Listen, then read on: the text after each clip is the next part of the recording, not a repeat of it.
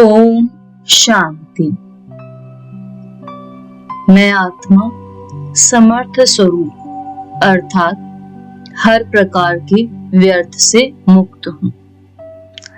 बाबा हमें हर रोज संवाद देते कि मेरे बच्चे तुम समर्थ हो, कैपेबल हो, कुछ भी कर सकते हो।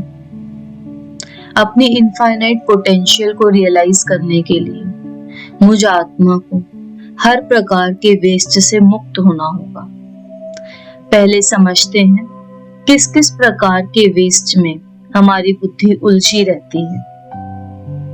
स्थूल रूप में वेस्ट घूमना, इधर पार्टी जा रहे हैं, उससे मिलने जा रहे हैं, गृहस्थी में रहते हैं, नहीं जाएंगे तो वो लोग बुरा मानेंगे। जहां आवश्यकता है वहां जाइए, जहां आवश्यकता नहीं है अवॉइड किया जा सकता है तो उस समय को बाबा की याद में इस्तेमाल कीजिए। और यदि जाना भी पड़े तो योग युक्त अवस्था में जाकर उन आत्माओं को भी सकाश दें, बाबा का परिचय देकर अपना और उनका समय सफल करें।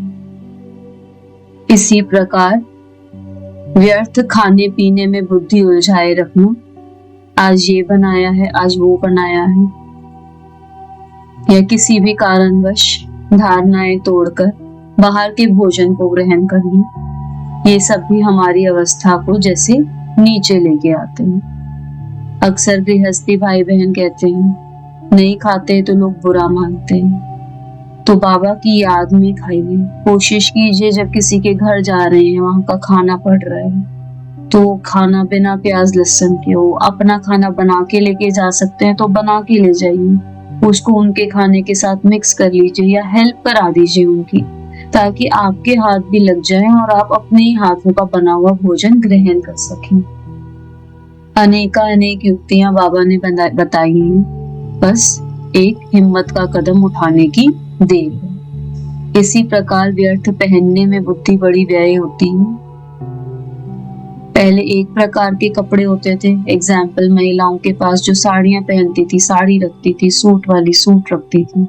अब हर महिला के पास अनेक प्रकार के वस्त्र, साड़ी की कलेक्शन अलग, सूट की अलग, ऑफिस ड्रेसेस की अलग, घूमने की ड्रेसेस की अलग। जब इतना व्यर्थ विस्तार में जाएंगे तो बुद्धि जैसे रंगों में, डिजाइन्स में, अलग अलग खरीदारी में ही उलझी रहेगी।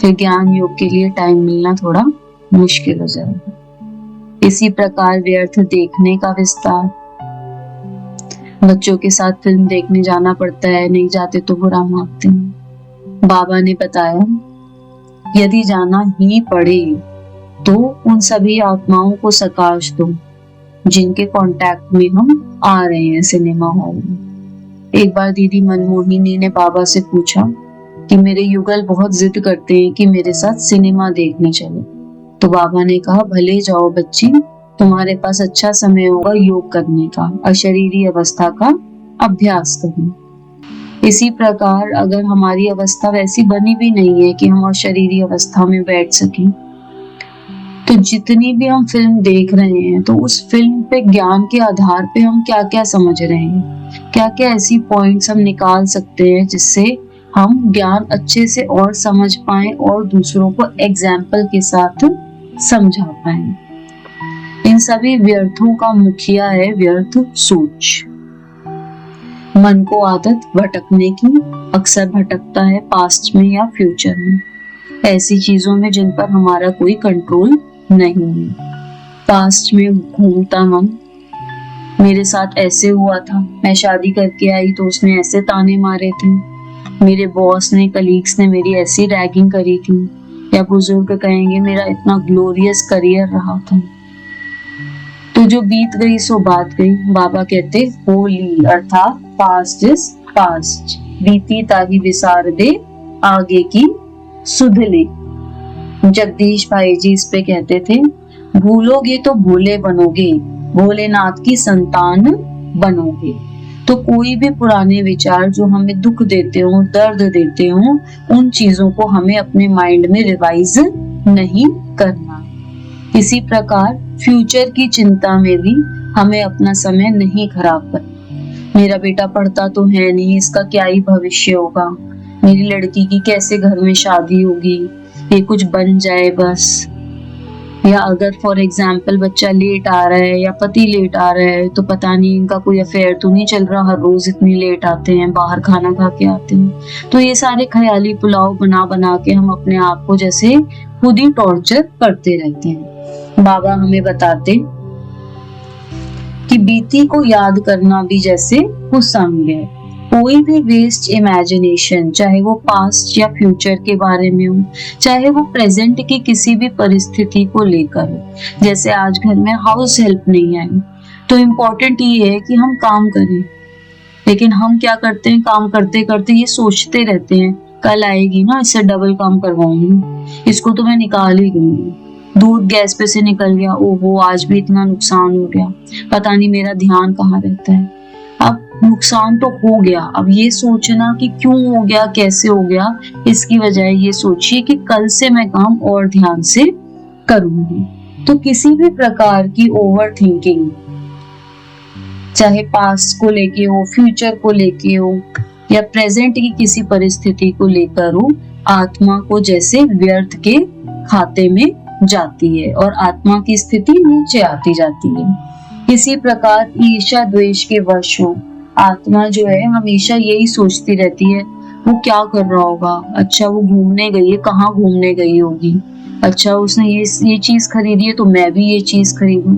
जो कंपैरिजन, कंपटीशन के संस्कार हैं, ये सारे संस्कार आत्मा को जैसे अधोगति में ले जाते हैं। हम इतना ज्ञान सुनते हैं, इतनी कोशिश करते हैं ऊपर चढ़ने की, आध्यात्मिक उन्नति करने की, और ऐसे विकारवश किए गए विचार हमारी आत्मा को जैसे साथ के साथ में खोखला करते जाते हैं। इसीलिए बाबा कहते हैं जितना सुनते हैं उतनी लीकेज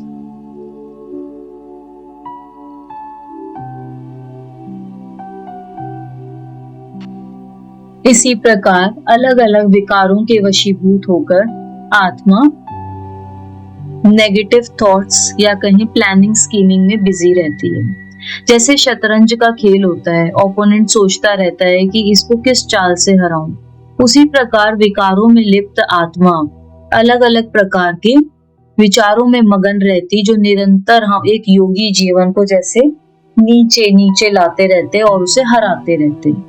काम के वशीभूत होकर फैंटेसी वर्ल्ड में जीना, अलग अलग प्रकार की फिल्में, रील्स देख देख कर खुद को जैसे तृप्त करना, क्रोधवश आकर ये सोचना कि मेरा नंबर आएगा ना तो मैं इसको ऐसे ऐसे सुनाऊंगी, आज तो कोई बात नहीं, इसने जो कहना था कह लिया, जब मेरा नंबर आएगा तो ये सारी बातें बोलूंगी, पता नहीं नंबर आए या ना आए। तब तक ये सोचते रहना, ये लिस्ट बनाते रहना कि मैं ऐसे ऐसे ताने मारूंगी, कितना बड़ा टाइम वेस्ट है। लोभवश होकर माइंड के अंदर ही जैसे अशर्फियों की पहाड़ी पे बैठे रहते हैं। अच्छा है सोचे कि स्वर्ग में अशर्फियों की पहाड़ी मिलेगी, लेकिन सोचने के साथ साथ आज हमारे कर्म भी वैसे होने चाहिए कि हम लौकिक धन चाहे पारलौकिक धन कमाने के लिए एप्रोप्रिएट पुरुषार्थ करें। और अहंकारवश आत्माएं ऐसे ऐसे सोच विचार में लगी रहती, तुझे पता है तूने उस वाले होटल की दाल मखनी खाई है, कितनी अच्छी है, तुम्हें पता है ये वाली ड्रेस मैंने उस वाली शॉप से ली है। तो ये सब हम बताते क्यों हैं? क्यों? ताकि हमारे अहंकार की पुष्टि हो सके, सामने वाला कहे अच्छा वो तो बड़ा महंगा रेस्टोरेंट है, तुम उसमें खाना खाने गए थे, उस शॉप से तुमने सामान खरीदा।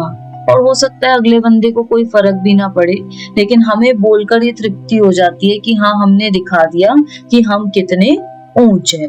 और जब तक हम दूसरों को बता नहीं लेते तब तक बुद्धि में निरंतर यही बातें चलती रहती हैं, वो मिलेगा ना तो मैं ऐसे बताऊंगा, मैं ऐसे बोलूंगी, मैं ऐसे कहूँ। दूसरे के प्रभाव में आना या दूसरे को प्रभावित करने की कोशिश करना। कभी कभी हम दूसरे के प्रभाव में आकर सोचते हैं ये तो बहुत अच्छा है। ज्ञान मार्ग में भी हम एक दूसरे से कंपैरिजन करते हैं कि उसे तो 5 साल ही चलते हुए हैं, वो देखो इतनी क्लास कराने लग गई, मेरे को तो 15 साल हो गए, आज तक तो मेरे को ऐसा सेवा का कभी अवसर नहीं मिला, मुझे लगता है मेरा तो कोई खास पद है नहीं।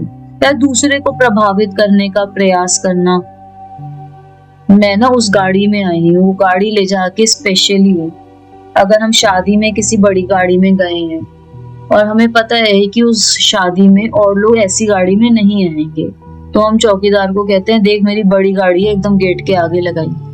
तो दूसरे को प्रभावित करने की कोशिश करना मेरे ऐसे नेटवर्क्स हैं, मैं उन लोगों के साथ उठता बैठती हूँ। जब हम ज्यादा प्रभावित हो जाते हैं, ओवर थिंकिंग में ज्यादा लग जाते हैं और बार बार हमारे मन के अंदर ऐसे ख्याल आने लगते हैं कि मैं कुछ नहीं हूँ, तो हमारे अंदर जैसे डिप्रेशन सेट इन हो जाती है। बाबा कहते हैं ब्राह्मणों के जीवन में डिप्रेशन होना ही नहीं चाहिए। एक भाई का अनुभव सुना, डबल विदेशी भाई, अमेरिका का, 72 वर्ष की आयु में उसे ज्ञान मिला और उसने एक ही चीज से ज्ञान को उठाया कि यहाँ पर जितने भी लोग दिखते हैं ये बहुत खुश होते हैं, तो ब्राह्मणों की पहचान उनकी खुशी है। जगदीश भाई जी अपनी किताब में लिखते कि ज्ञानियों के शब्दकोश में डिप्रेशन शब्द होना ही नहीं चाहिए। हमें जो दूसरों को बहुत ज्यादा दबाने का प्रयास करता है, ये बहुत सूक्ष्म होता है। कई बार हमें खुद भी नहीं पता होता कि हम किसी को दबा रहे हैं। जैसे कई बार हस्बैंड वाइफ के रिलेशनशिप में भी देखा गया है, सास बहू के रिलेशनशिप में या ऑफिसेज में देखा गया है कि सामने वाले व्यक्ति का इतना कंट्रोलिंग बिहेवियर होता है कि वो दूसरे को डराता ही रहता है। जैसे ऑफिस में जो सुपरवाइजर है आपका, वो ये बोलता रहता है बहुत जॉब कट्स हो रहे हैं आजकल, बड़े ले ऑफ्स हो रहे हैं, तुम देख लेना। तो ऐसे कर करके सामने वाले को प्रेशराइज करके और काम करवाना। कभी कभी किसी जूनियर ने बहुत सारा इवेंट ऑर्गेनाइज किया, लेकिन सुपरवाइजर ने उसका नाम कहीं मेंशन ही नहीं किया और सारा क्रेडिट जैसे खुद ले लिया। बार बार किसी को आतंकित करना, किसी को अलग अलग प्रकार से डराना धमकाना ताकि वो हमारे कंट्रोल में रहे। जब आत्माएं ऐसे शतरंज के खेल में लगी रहती हैं तो उनका समय भी वेस्ट जाता है। जिनको वो डराती धमकाती हैं उनकी मानसिक अवस्था भी खराब हो जाती है। इसी प्रकार से हमने देखा कि हमारे मन को भटकने की आदत है। ऐसा बोला ही जाता है, मन तो चंचल घोड़ा है। जब हम स्कूल में पढ़ते थे तो टीचर सिखाती थी फोकस फोकस, ध्यान दो ध्यान दो। तो बाबा भी हमें वही सिखाते हैं, बस ध्यान दो। जो काम जिस समय कर रहे हो, हमारा पूरा ध्यान उस समय वहीं पर होना चाहिए। यदि कभी अपने आप की चेकिंग ध्यान से करेंगे तो मुरली सुनते सुनते भी हमारा दिमाग हर तरफ घूम के आ रहा होता है। एक प्रैक्टिस कीजिएगा, इसको करके देखिएगा कि कल सुबह जब मुरली क्लास में जाएं तो एक टैली मार्क बनाइएगा। जैसे ध्यान बाहर गया वैसे ही एक टैली मार्क बनाएं, तो आपको पता चलेगा कि मुरली सुनते सुनते दिमाग कितनी बार क्लासरूम के बाहर दुनिया में चक्कर काट के वापस आता है। बाबा कहते हैं कि मन को भटकना भी हमने सिखाया, तो मन को ट्रेन और टेम भी किया जा सकता है, अर्थात मन को एकाग्र भी किया जा सकता है। बस आत्मा जब मालिक बन के ये ऑर्डर दे कि अभी तुझे सिर्फ और सिर्फ यही देखना है, यही सुनना है, इसी पे ध्यान देना है, तो मन, वो आत्मा की सूक्ष्म इंद्रिय है, वो आत्मा का ऑर्डर फॉलो करेगी। It is all a matter of practice. जितना जितना मन को एकाग्र होने की प्रैक्टिस डालेंगे, सिर्फ ज्ञान में ही नहीं, अपने रेगुलर कामों में भी, जैसे खाना बना रहे हैं तो सारा ध्यान खाने की तरफ। अगर हम पढ़ाई कोई और लौकिक पढ़ाई भी पढ़ रहे हैं तो सारा ध्यान उस पढ़ाई की तरफ। जितना जितना हमें एकाग्र होने की हैबिट होगी, वो हैबिट हमें लौकिक जीवन में भी मदद करेगी और अलौकिक आध्यात्मिक जीवन में भी हमारी मदद करेगी। फिर कुछ व्यक्तियों की आदत होती है, वो किसी भी चीज में बहुत पैशनेटली इन्वॉल्व हो जाते हैं। जैसे कि आजकल बच्चे कहते हैं मैं एसी के बिना नहीं रह सकती। हम जब प्यार में होते हैं देहधारियों के, तो हम कहते हैं कि मैं तुम्हारे बिना नहीं रह सकती, मैं तुम्हारे बिना मर जाऊंगी, ऐसा हमने फिल्मों में सुना। तो किसी की भी प्रति इतना ज्यादा पैशनेटली इन्वॉल्व होना कि बाकी उसके बिना जैसे रहा ना जा सके, तो हमारी पूरी बुद्धि वो पैशन जैसे ऑक्यूपाई कर लेता है। जैसे कुछ लोगों को चाय की आदत होती है, तो वो लोग कहेंगे अभी तो चाय का टाइम हो गया, मुझे जब तक चाय नहीं मिलेगी ना मैं अगले काम कर नहीं सकता। यानी हमने अपनी बुद्धि को डिपेंड कर दिया है किसी वैभव वस्तु चीज के ऊपर। जितनी डिपेंडेंस बढ़ेगी उतनी आध्यात्मिक इंडिपेंडेंस जैसे खत्म हो जाती है।